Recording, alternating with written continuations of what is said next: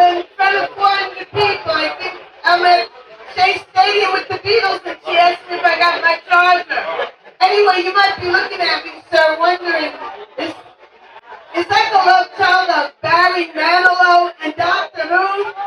I'm not the love child of Barry Manilow and Dr. Who. I can't be. I'm almost their age. Not Dr. Ruth's age. She's 94.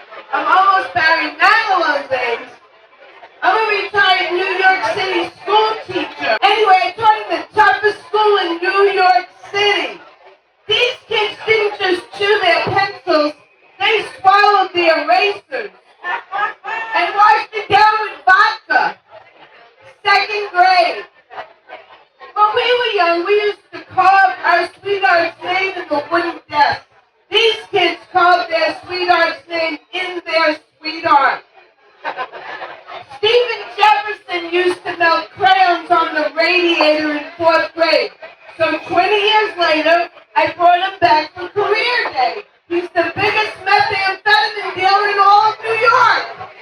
My principal never gave us money for supplies. I don't know about you, but when I was teaching measurement and scales, I went home, I brought in my bathroom scale, my Weight Watcher scale, and my cocaine scale. I'm only kidding. I never went to Weight Watchers. But I'm telling you, things change, and I'm glad I'm retired now. I'll tell you why. How many of you are old enough to have read the Dick and Jane readers in school? Run, Spot, Run, See Sally, Run. Well, they went like this for you young people. They went like this. Run, Spot, Run. See Dick, Run. Run, Sally, Run. Run, Pam, Run. The principal told me, get those old, antiquated readers out of your closet because these inner city kids cannot relate. So I went to the computer, I made my own books for the kids, and it went like this. Run, Spot, Run. Dick's got a gun. Spot is a pit bull. Run, teacher, run. And those were the 12th graders. But I'll tell you why I'm happy I'm retired. You know what it would be like to teach in New York City today? Like this. Run, Spot, Run. Jane's got a dick. Run, teacher, run. See Sally, run. Not that there's anything wrong with that. He, she, and they. Nothing wrong with it. But I'm telling you, it was so hard to teach in my school. One day, the principal in a staff meeting says, everything's a teachable moment. No matter what goes on in the classroom, am I right? They sit in their ivory tower. They have no idea what it's like to teach in a tough school. So there I am, 5 feet tall. I'm old. I'm breaking up a fight. And this kid goes, he strangled me, terrible. I said, stop. You're using your adverbs incorrectly.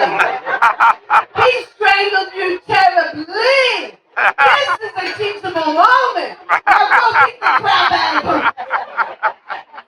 And one kid is always in a bad mood.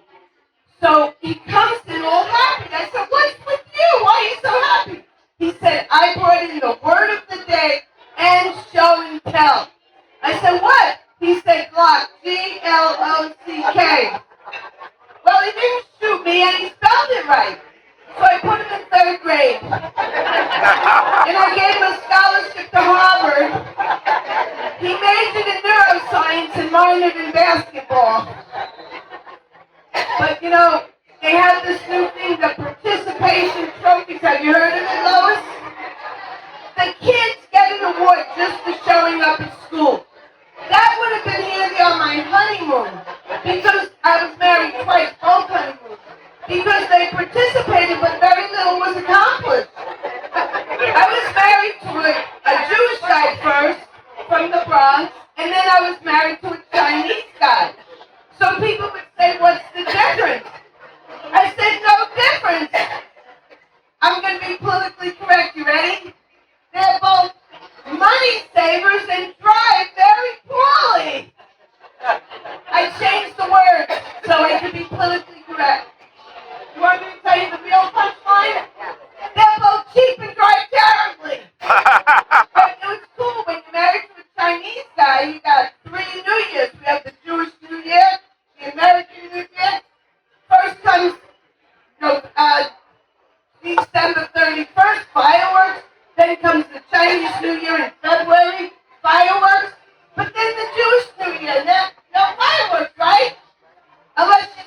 my Aunt Esther's gefilte fish with a lot of horseradish in that fire.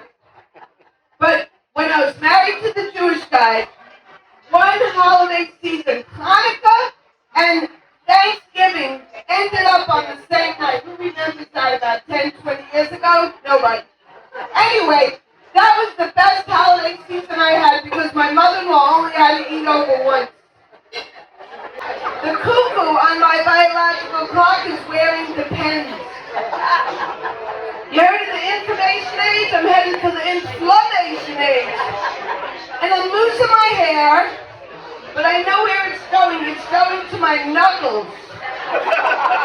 I was at Woodstock, the Rock and Roll Festival, in 1968, and then I was at the next Woodstock they had 50 years later. You were there too, miss? Okay, you want to come up and tell your joke? 1969. Well, we had a band, and we wrote on it, I know, I was there. This band is a rockin'. But then, when the Woodstock was 50 years later, you know what we painted on the band? Don't come a fussing till I've had my Robitussin. And Bob Dylan was playing then. You know what? I heard him, he was singing Blowing in the Wind, but I couldn't see him. I see the band, the song's almost over, this is the last Woodstock, and I don't see Bob Dylan. So the song's, like I said, it's almost over, and I said, wow, that looks like my Aunt Esther Greenbaum with the tall hat, the long gray hair. Guess what? That was Bob Dylan playing the electric organ because he can't play guitar, he has arthritis. Now that's not a joke, that's a public service announcement. Take care of your health, ladies. Paul McCartney sang Maybe I'm Amazed. Maybe I'm amazed, Paul. You're 80 years old and you can rock and roll for 3.5 hours. I can barely get from the parking lot to this room.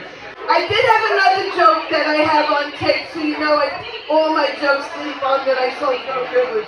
The other one was that in Los Angeles, every marriage statistically ends in divorce. So I put my money in the infidelity savings bank. So that joke I redeemed myself. But I'm proud of that. I sold the joke curve. And I'm going to go back to Woodstock because I forgot to tell you this. At Woodstock, there was a tent, and it was for bad acid trips. Now, I have to tell you, young gals and guys, acid was a psychedelic drug in the 60s. So they had a stand for bad acid trips. You know what it was for this time at this Woodstock, sir? Bad acid indigestion.